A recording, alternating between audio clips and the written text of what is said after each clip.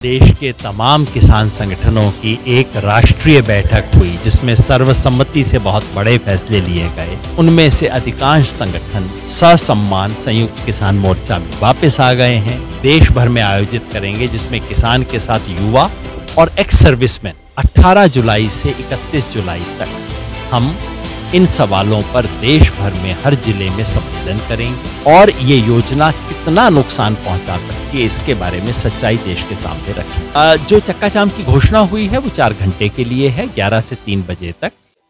नमस्कार, मैं हूं जितेंद्र गौतम और आप देख रहे हैं टीएनपी इंडिया। संयुक्त किसान मोर्चा की लगभग 5 घंटे बैठक चली है।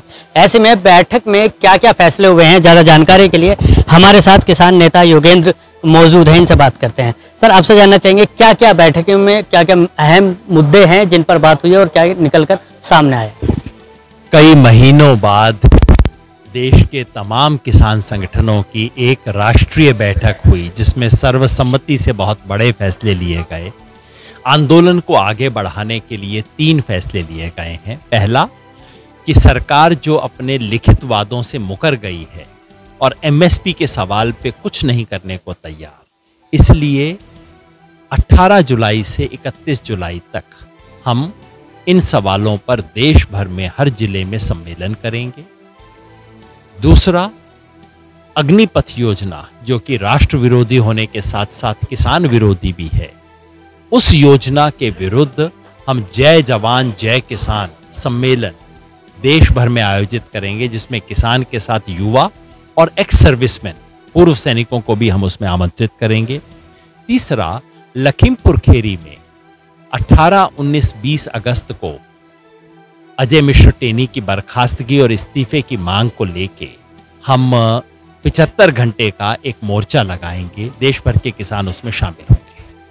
एक चीज़ ये जानना चाहेंगे, जिस तरह से आपने कहा कि अग्निपथ योजना के खिलाफ भी आप आंदोलन करेंगे, इसमें एक चीज़ छोटी सी ये जानना चाहेंगे, क्या इसमें राजनीतिक लोग जो विपक्षी दल से हैं वो भी जुड़ सकते हैं या उनके लिए मनाही होगी?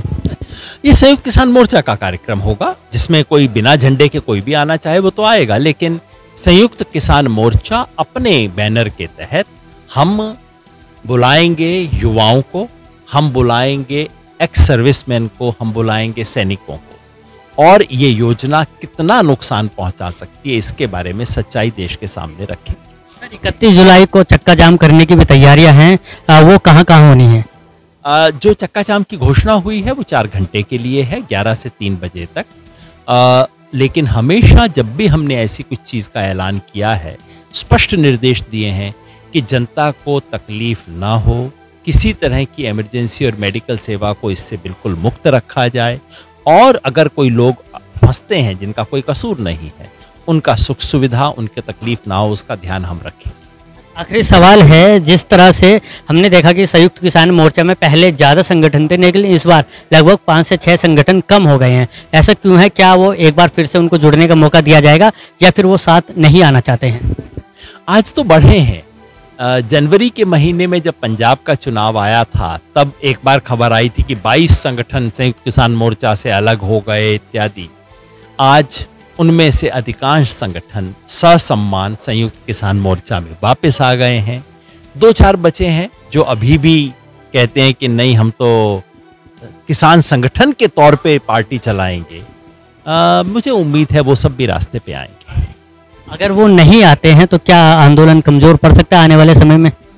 मैं नहीं समझता, जब इतना बड़ा आंदोलन होता है तो वो आंदोलन संगठनों को मजबूर करता है। संगठन आंदोलन नहीं चलाते, आंदोलन जो है संगठनों को चलाता है। बिल्कुल, देखिए, कुल मिलाकर कहा जा सकता है कि जिस तरह से सरकार को लेकर बातचीत चल रही थी, कि एमएसपी कानून को लेकर बात चल रही थी, तमाम ऐसे मुद्दे हैं जिसको लेकर किसान एक बार फिर इकट्ठा होना शुरू हुआ है, और अगर इनकी मांगें नहीं मानी जाती है तो हो सकता है कि आने वाले समय में एक बार फिर दिल्ली कूच ये किसान करेंगे। गाजियाबाद से मैं जितेंद्र गौतम, DNP इंडिया।